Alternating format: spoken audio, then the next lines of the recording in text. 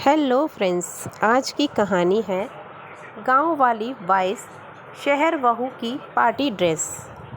कहानी शुरू करते हैं। अच्छी लगे तो लाइक कमेंट ज़रूर करिएगा। भरतपुरा ज़िले में शादी का माहौल है। विमला देवी के 2 बेटे हैं। दोनों बेटों की शादी हो रही है।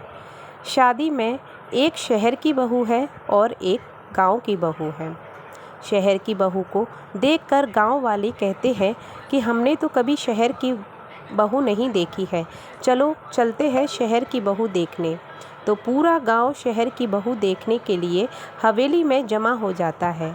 वहीं गांव की बहू पर कोई ध्यान नहीं देता। वो सबके पैर छूती है, सबका आशीर्वाद लेती है, पर कोई उसे नहीं देखता है। बस शहर की बहू के आगे पीछे घूमते रहते हैं। सासू माँ भी केवल शहर की बहू की ही आरती उतारती है, गांव की बहू की आरती नहीं उतारती है। उसका बेटा कहता है, माँ ये भी तो तुम्हारी बहू है, इसकी भी आरती उतारो। तो वो रूखे मन से उसकी आरती उतारती है और कहती है कि चलो चलो अंदर चलो। अंदर जाके सभी खाना पीना खाते हैं और सो जाते हैं। अगली सुबह होती है तो वो कहती हैं कि बहुओं चलो तुम्हारी रसोई है, रसोई में खाना बनाओ, देखते हैं किसका स्वाद सबसे अच्छा है। शहर की बहू को तो कुछ बनाना ही नहीं आता था, तो वो होटल से ऑर्डर कर देती है और गांव की बहू तो इतना स्वादिष्ट खाना बनाती है कि सब उंगलियां चाटते रह जाते हैं। पर शहर की बहू का ऑर्डर हुआ खाना जब सभी लोग देखते हैं तो कहते हैं कि तुझे खाना नहीं बनाना आता है जो तूने ऑर्डर किया है।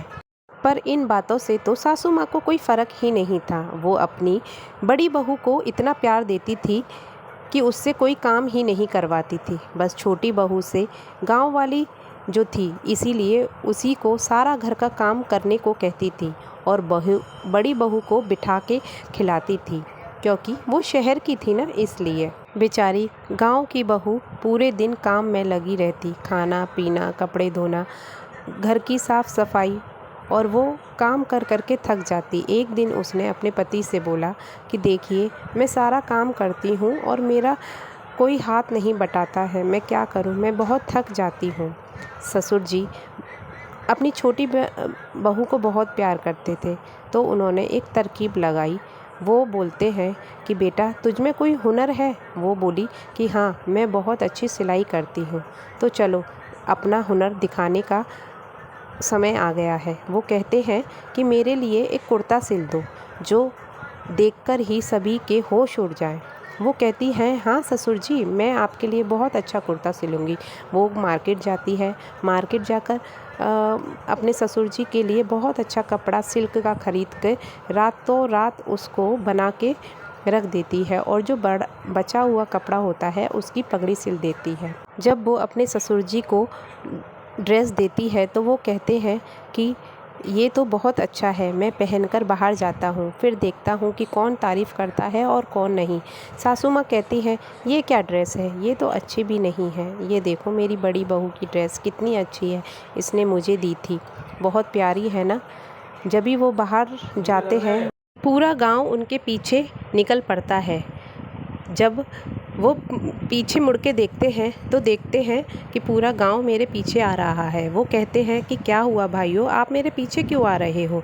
सभी कहते हैं कि ये ड्रेस तो लाखों की होगी, आपने कहाँ से मंगाई? वो कहते हैं कि ये मेरी छोटी बहू ने बनाई है। सभी लोग बहुत तारीफ़ करते हैं। थोड़े दिन बाद गांव में एक फैशन डिज़ाइनिंग कंपटीशन होता है। बाहर से विदेश से बहुत लोग आते हैं, व्यापारी आते हैं, बिजनेसमैन आते हैं। तो दोनों बहुएं उस कंपटीशन में भाग लेती हैं। शहर की बहू को तो कुछ बनाना ही नहीं आता था, तो इसलिए वो एक ड्रेस बाज़ार से ख़रीद लेती है और अपने नाम से उस कंपटीशन में रखती है। वहीं उनकी छोटी बहू एक ऐसी ड्रेस बनाती है जो सब लोग आश्चर्यचकित रह जाते हैं। वो एक ड्रेस भी थी और साड़ी भी थी। कंपटीशन में पहनकर वो जब आती है तो बहुत खूबसूरत लगती है। वहीं बड़ी बहू जब पहन के आती है तो लटके झटके मारती है। कंपटीशन ख़त्म हो जाता है, दोनों बहुओं का नाम अनाउंस होता है। जज पूछते हैं, अगर कोई गरीब तुमसे ये ड्रेस मांगे तो तुम क्या करोगी? बड़ी बहू कहती है, मैं ये ड्रेस कभी किसी को नहीं दूंगी क्योंकि ये बहुत कीमती है। वहीं छोटी बहू कहती है कि अगर कोई भिखारी या कोई ज़रूरतमंद मुझसे मांगेगा तो वही ड्रेस मैं दोबारा से बना दूंगी और उसे फ्री में बना के दूंगी क्योंकि वो गरीब है। ये जवाब सुनकर जज बहुत हैरान रह जाते हैं और बहुत खुश भी होते हैं। विनर अनाउंस होता है, दोनों बहुएं सामने खड़ी हैं और घोषणा होती है कि छोटी बहू विनर है। ये देखकर तो सास को और बड़ी बहू को झटका सा लगता है। पूरे गांव वाले छोटी बहू की तारीफ़ करते थकते नहीं हैं। ससुर भी बहुत खुश होते हैं और उसका पति भी बहुत खुश होता है। जो मेहनत करता है फल तो उसी को मिलता है ना। तो फ्रेंड्स, आज की ये कहानी आपको कैसी लगी मुझे कमेंट करके ज़रूर बताइएगा और मेरे चैनल को सब्सक्राइब करिएगा। Thank you so much.